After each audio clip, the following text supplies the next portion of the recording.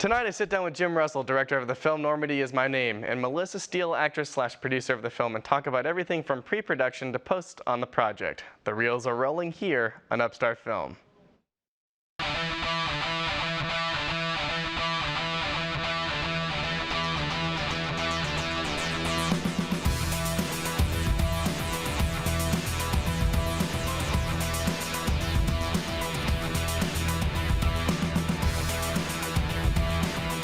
Good evening and welcome to Upstart Film, where we talk to independent filmmakers about their hardships and successes when creating movie magic. From the KMY Studios in Warrensburg, Missouri, I'm your host, Josh Leonard. Thanks for tuning in. Tonight I have director Jim Russell and actress-producer Melissa Steele for the film Normandy Is My Name in studio. Hi guys, welcome. Thank you for coming out. Thanks for having us. So to start off, tell me a little bit about yourselves. Jim, how did you get into filmmaking? It's an interesting story. My son was probably 6 or 7 years old, wanted to make a movie. And he kind of hit me out of the blue with this. And so I said, well, okay, I don't know what to do. And then the very next day, I read in the Kansas City Star about a film festival, Wild West Film Festival, where you had 24 or 48 hours to make a movie. And the movie had to be 4 minutes or less. So I took it to him. I said, hey, you want to do this? He said, yeah, that's great. So we went ahead and produced a movie. I wrote it and brought in my son and my daughter, my wife, and my niece. And we put it all together, and we entered with along with 53 other contestants. And they told us that the top 20 would be screened. And so I told my son, listen, if we get top 20, that is our victory. This is our deal. We will have won in my mind. And so they called us up and said, hey, you're getting screened. So we were excited, and then I left on vacation. Took the whole family, we left. And I was there for 3 days, and I got a phone call from my mom, and she said, you won the whole thing. I said, what do you mean? She said, you won. You won the top prize. You had the best film. I said, you're kidding me. So I was shocked, but the audience loved it. And so from that point on, that got my wheels rolling. I've always enjoyed film. I've always enjoyed being around it. So I entered this following year, and we won second place in the Horror Fest. And then I wrote 2 screenplays, feature-length screenplays. And Normandy Is My Name is the one that we filmed and we've completed production on. Awesome, Melissa. How did you get into acting? Well, I always had a passion for it since I was a little girl, but I didn't actually take any steps toward that till I decided to get a degree in theater performance from UMKC, where I acted there. When I graduated from UMKC, I starred in some plays around town, one at Crown Center. And then I translated that into working with local independent filmmakers here in Kansas City. And I really enjoyed that and felt like I had enough experience under my belt, so I took the big leap and moved to LA, where I acted and modeled out there for 4 years. Got to work with some really great people, learned a ton that I have been able to bring back to Kansas City and really help lift up the film community here. And that's really what I want to see happen for Kansas City. I just want to see the film community grow, and there's a lot of great things happening in Kansas City around film right now. Before we get into the movie, I'm actually kind of curious, and I've had a bunch of actors from me and friends of mine that are actors that went to LA and back. Why come back after you go out there? I know it's really hard, and like getting everything, and I've seen all that kind of stuff. But like, what was this decision making behind that? Well, you know, really, I'm a mom. And Kansas City has one of the best quality of lives and schools and great people, and there's a lot of great talent here. So once you have the experience and you get to work at that level, I mean, you can really bring that back and translate that into great projects and help just, you know, lift up the community here. And I love Kansas City. This is where I want to be, so why not grow it here? Absolutely. They're saying, I've read some articles about saying that Kansas City is turning into like the new New Orleans of filmmaking. I mean, Shia LaBeouf, I guess, has been around filming some independent film or whatever, even though he's kind of whatever. But so anyways, let's go ahead and jump right into it. So tell me, Jim, a little bit, what is Normandy Is My Name? It's 5 teens, 30 days, no internet access, no phones, no video games. And it's the journey that these 5 very different teens take going through this digitalist journey together.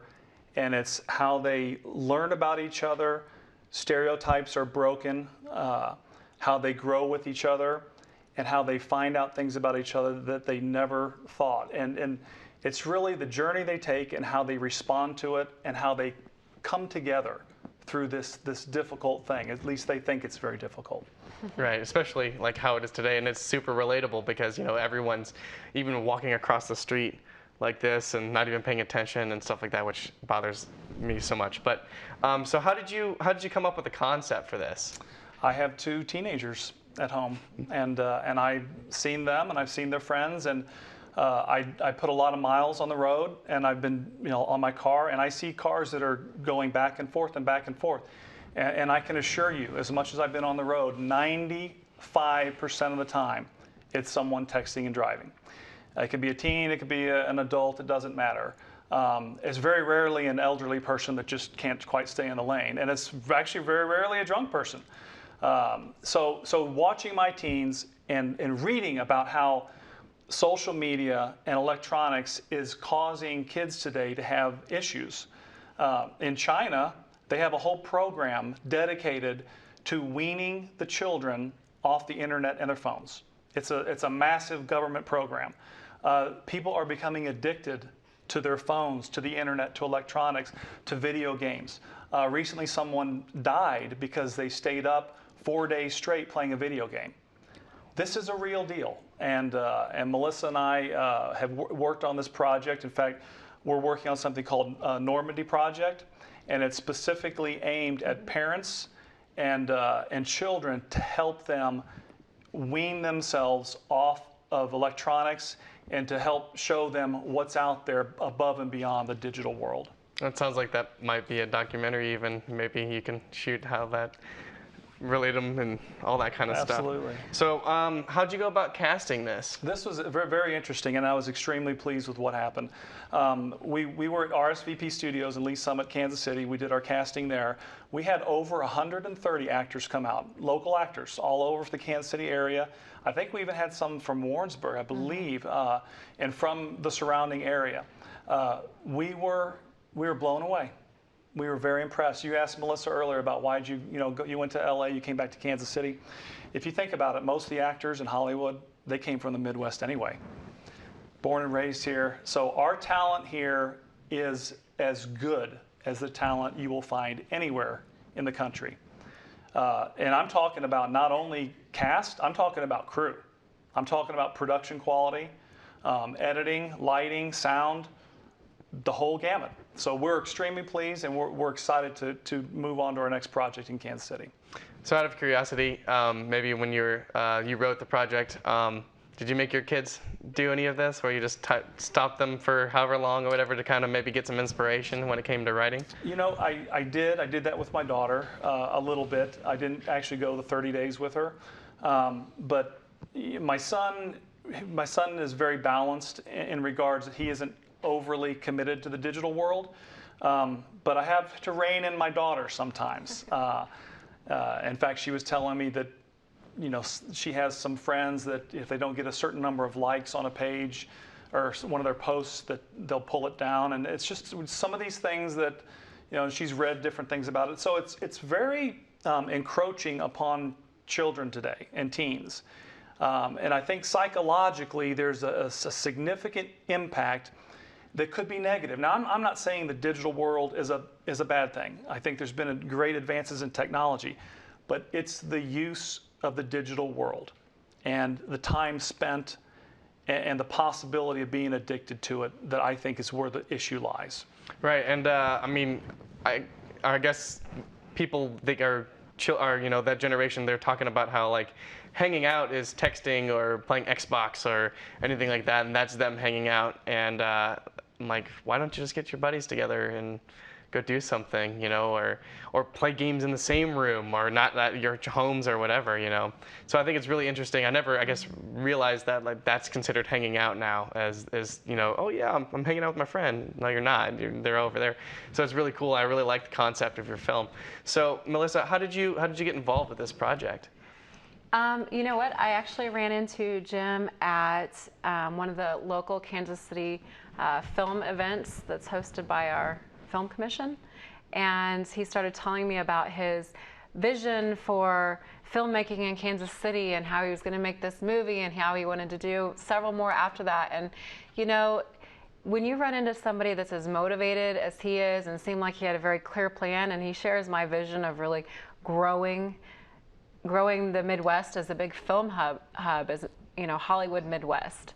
I was ready to jump on board and at least read his project and see if it was any good. And when I read the script, I loved it.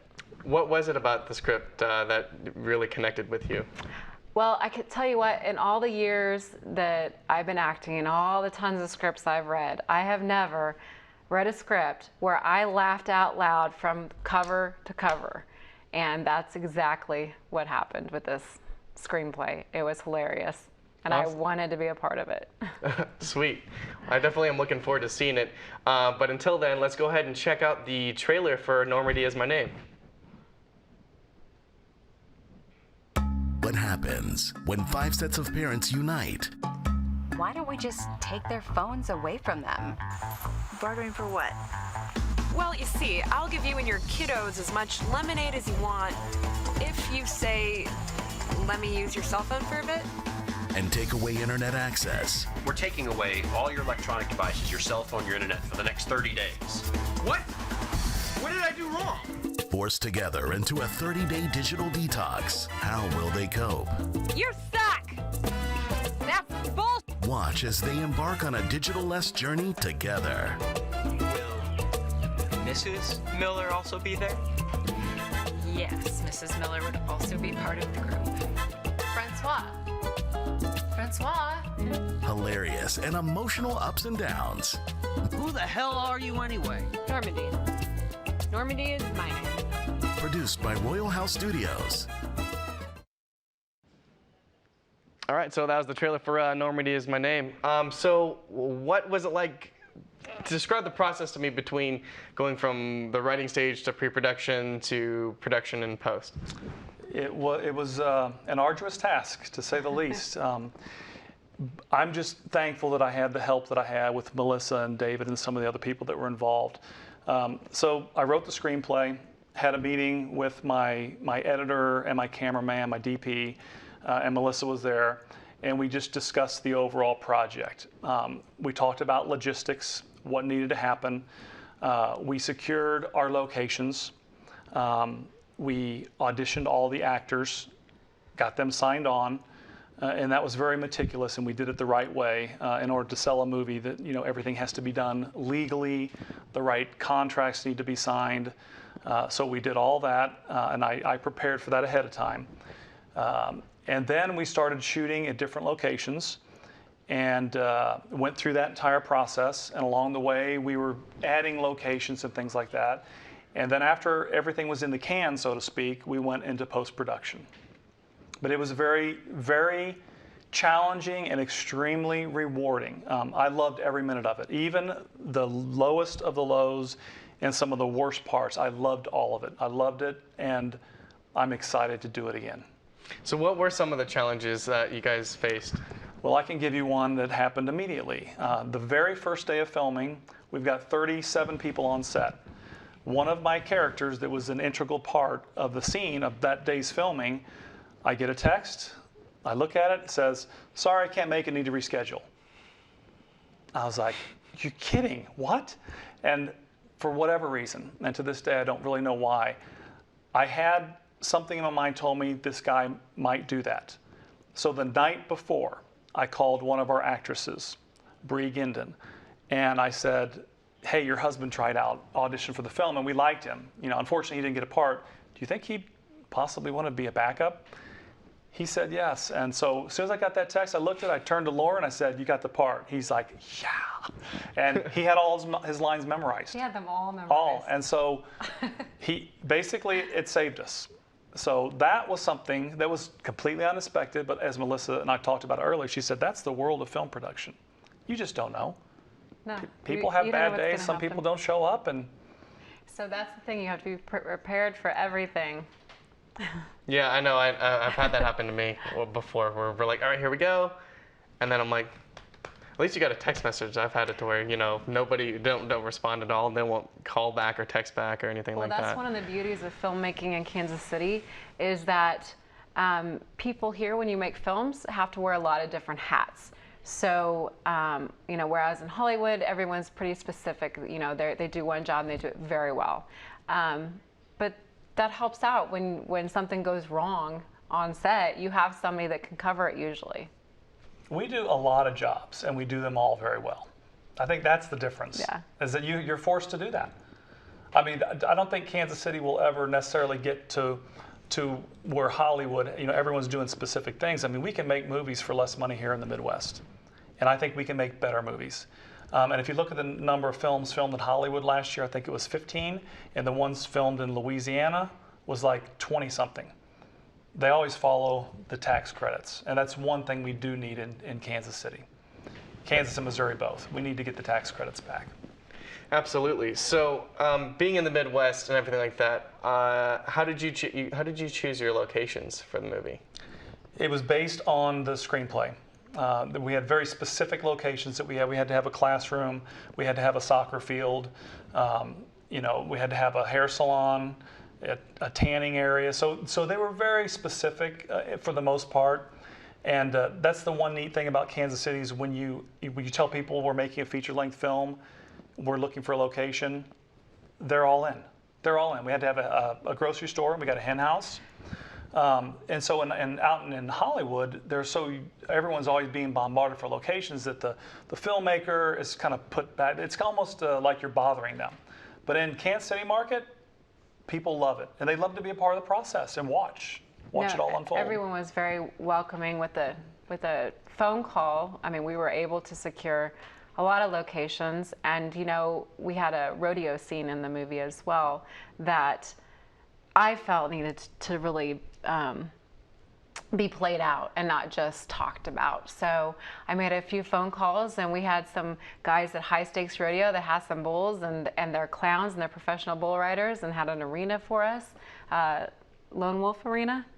And yeah, and we were able to get something shot just with a quick phone call. And they were all great. It's amazing. Every single one of those guys was just so much fun to work with. They were very endearing. They were very accommodating. They'd bend over backwards. I mean, just great guys. It's neat to see that, and that's why we love Kansas City and love filming in this market. That's awesome. Yeah, I know. Getting locations sometimes can be hard, especially when you're like, I don't have any money, but you can be a part of this or anything like that. So I know, and then you have to worry about like people coming in and out, especially if it's like you said, like a hair salon or something like that. People are constantly going and having to like shoot around them or shooting in the corner somewhere or whatever like that. Still get what you need, but not have to like go and sign waiver forms for them too or release forms for them. I know a lot of the other things that's kind of difficult. It would be obtaining equipment, especially when it comes to independent filmmaking. If you don't own something yourself, or you have to go rent it or whatever. Do you have your own equipment? Did you have to go rent stuff out or? Both. We bought a Red camera, a Red digital cinema camera, and we shot the whole thing in 4K with the Red camera. One of my partners in the movie, my DP, has been a cameraman for 30 years, 35 years. We had access to a studio, and the very interesting thing about filming in 4K is there's a tremendous amount of things you can do in post. And when I'm talking about lighting, if you film something and the lighting wasn't right, you can go in post and fix it. You can make the light shine on this side of the face or that side of the face or from up above or from down below. And it is absolutely amazing the tools that are available to filmmakers today. It's a game changer between what's available today, easy access, the prices, and video on demand. If you're an independent filmmaker and you have a strong desire to go out there and make films, my advice would be go shoot some shorts, follow your friends around, create a rough screenplay, a script, work your way up to a feature-length film, and do it in Kansas City.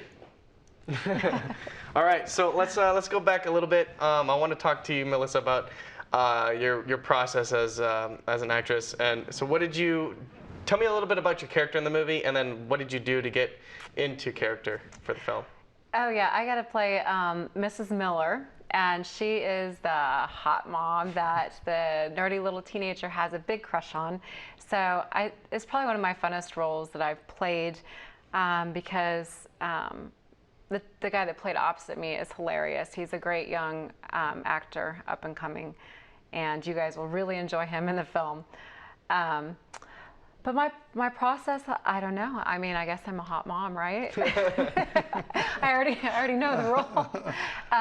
But you know, I read my lines a lot. I had a lot of help from my family. My husband and my son would help me memorize my lines and play through the scenes. And then when you get on set, you know, you work with the actor that you're playing opposite a little bit, and just try to get a relationship built before those cameras start rolling. How long was the production process? The production process was probably about 8 weeks, and we filmed after 5 p.m. and on Sundays. So, I mean, we really moonlighted this thing. And the cast and the crew were wonderful. They all participated.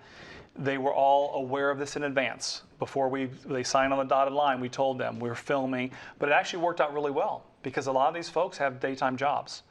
And so it worked out really well for them to be able to come in after 5, you know, set up the location and knock it out.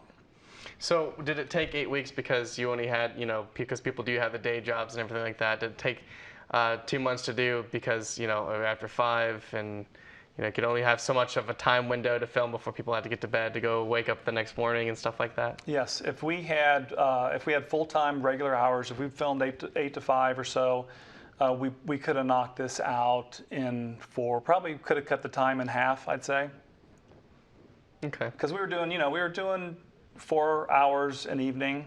Sometimes it'd go a little bit longer, but that's about what we could get. Well, I think it's amazing to have like the consistency that everyone was on board for so long and do it like, you know, it's just a part of their process. As soon as they get off work, they go and jump into character or be a part of the crew, and then just go and work until, you know, it's time for bed and do the same thing, you know, 6 days a week or 7 days a week or whatever. That's a lot of time is pretty unheard of, at least. I mean, I know for me that's not how it works. You know, I'm like, okay, 1-2 really long days on a weekend, and yeah, that's what we can get, and maybe we can do it again and stuff like that too. But that's all a part of independent filmmaking. It's the fun part and not the fun part. What do you guys think what was your favorite part about making this movie? I think the favorite part for me was that for my children, you know, so they can say that, you know, they're going to be able to look at their friends and down the road when I'm long gone. I mean, they're going to know, Dad, you did this. I mean, I told them I was going to make a feature film, and I don't think any of them believed me, including my wife. And when I gave her the screenplay, she said, you know what? I think maybe you actually might do this. Then when I pulled all the people together with the help of Melissa and David, she said at that point she realized that I was actually going to make a feature film. You know, and my son and my daughter got to see the film, the finished film, and gave me just the best compliments that I could imagine. Melissa, what was your favorite part about the project? You know, I really liked working with all the young up-and-coming filmmakers and actors and talent and even seasoned crew that we have here in Kansas City, and really starting to stir that pot and be part of, you know, lifting it up and you know, just getting to interact with everyone. It's a blast. It's a lot of fun, even with a few headaches. So what now for Normandy Is My Name? What are you completely finished with the film? There's just some post work you still have to do? No, it's done. Every single element's done. The only post we have left is we're going to dump the digital Dolby surround sound on top of the film, which is already edited, completely done, colorized, everything. That's going to take all of 1 hour. So, and my DP's out of town. When he's back, when David Throckmorton's back in town, he'll lay that in, and we are going to immediately start entering some of the festivals throughout the country, and in fact, some international festivals as well. We'll have a cast and crew screening, and then we're going to have a media screening and some public screenings as well. So we would really appreciate it if everyone would go to our website at www.normandythemovie.com. No, normandyismyname.com. Normandyismyname.com. And follow us on Twitter at Normandy Movie. And if you like us on Facebook or follow us on Twitter, we'll give you information on every screening in the Kansas City area, every screening everywhere, and we'll also include our future casting calls for our next 3 movies that we have planned. Briefly, if you guys would, you said a piece of advice for filmmakers. Melissa, would you want to give me a real small summary of a piece of advice for aspiring actresses and actors? Yeah, if you have a passion for acting, there's a bunch of great classes you can take around town. I would say go get in them, get involved, start exploring. It's one step at a time, just start.